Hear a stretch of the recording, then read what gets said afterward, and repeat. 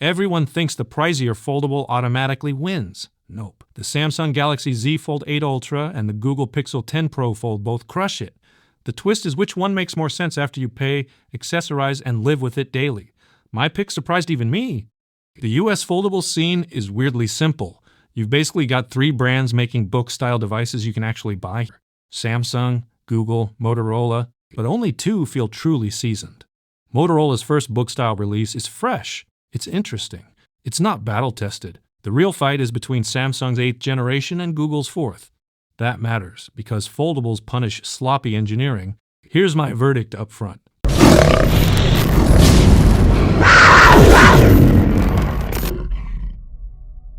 You can't lose. You just need to decide what kind of win you want. Do you want the best deal with the most convenient add-ons baked in?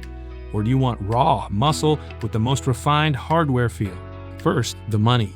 Yes, both of these cost an absurd amount. The Pixel 10 Pro Fold sits at $1,799.99. The Z Fold 8 Ultra comes in at $2,099. That's a $300 punch to the throat.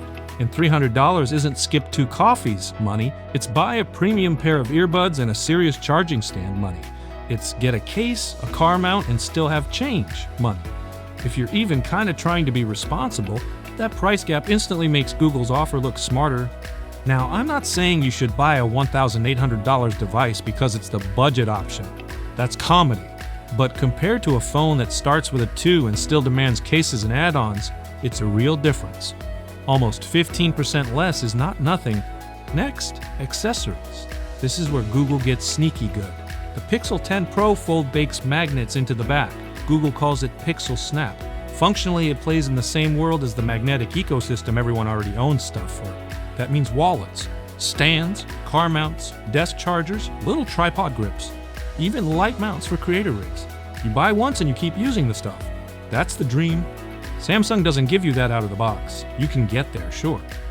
But you're doing it through a case. The case adds bulk. The case changes the feel. The case is also another line item on a receipt that already hurts.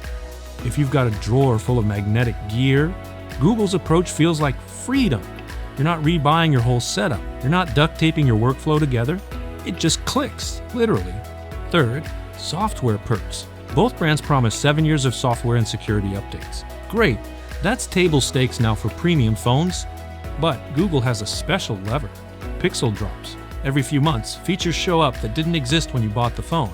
Stuff like screen reactions that let you record the screen while the selfie camera runs, or Magic Q working inside apps like Snapchat, or new video tools tied to Gemini Omni.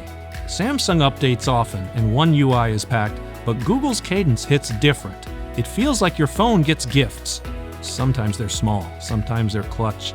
Either way, it keeps the device feeling fresh deep into year 2, year 3, and year 4. So if you want the better deal, the cleaner accessory story, and the my phone keeps leveling up vibe, the Pixel 10 Pro Fold has a strong case. Now let's talk about why Samsung still scares everybody. Power. Straight up, Google runs Tensor G5. Samsung runs Snapdragon 8 Elite Gen 5 for Galaxy. These chips aren't in the same weight class. Tensor aims for steady performance and good thermals. Snapdragon aims to go fast, stay fast, and chew through heavy workloads. And yes, benchmarks are messy. Google phones don't even allow the Geekbench app installed, which tells you exactly how sensitive this topic is. But you don't need a score to feel the difference when you push the phone. Long video recording, on-device editing, big multitasking, heavy games, exporting clips, doing a quick thumbnail edit. Stuff creators actually do. Qualcomm Silicon just handles it better. Smoothly, consistently, with fewer "why is this stuttering" moments. When you're spending around $2,000, future-proof stops being a buzzword and becomes the entire point. You're not buying a toy. You're buying a tool you expect to last. That's where Samsung's horsepower matters. Then there's the physical feel. The Z Fold 8 Ultra is thinner and lighter. On paper, the difference sounds minor. Around 1.1 millimeters and 43 grams. In your hand, it's not minor.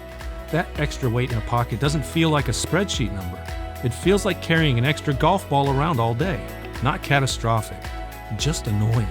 The kind of annoyance that builds. The kind that changes whether you actually bring the device everywhere. Samsung finally nailed a normal phone vibe with the newer Fold design direction. It's easier to slip into jeans, it's easier to use one hand for quick stuff, It feels more polished as an object. Google's design feels chunkier. Some people will say the magnets justify it. Fair. If Pixel Snap is central to how you live, you'll tolerate the bulk. But if you want a foldable that disappears until you need the big screen, Samsung wins. Now cameras, because everyone argues about cameras. Pixel phones have a reputation for killer photos, and the Pixel 10 Pro Fold isn't weak. Google's processing can rescue shots that look average before the software gets involved, but Samsung brought bigger numbers this year. The 200-megapixel main camera, the 50-megapixel ultra-wide upgrade. That's a real hardware flex. The Pixel's main camera is 48 megapixels, and the other sensors are smaller, especially compared to Samsung's ultra-wide jump. What does that mean in real life? More detail when you crop, more flexibility on wide shots, cleaner group photos in tricky lighting. The Pixel might still pull off impressive telephoto work with its computational tricks, and I've seen Google punch above its weight there. But if you want versatility across focal lengths and you want the hardware to give you room to work, the Z Fold 8 Ultra looks like the safer bet. So where do I land? Here's the surprise. I'm a full-on magnetic accessory fanatic. I've got stands, wallets, mounts, lights, the whole kit. And I still pick Samsung. That sounds backwards, because Pixel Snap is exactly my kind of feature. It's the thing I normally scream about, and I do love it, but the Samsung Fold 8 Ultra wins on the stuff that hits every single day. It's faster, it feels better in the hand, it disappears in the pocket, it's more comfortable to carry for hours. And when I'm doing creator work, I want the most headroom I can get. There's also the ecosystem pull.